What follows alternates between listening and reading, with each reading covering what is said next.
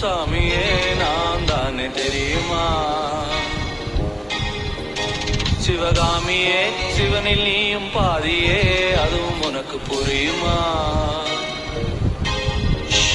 சுபலாலி லாலி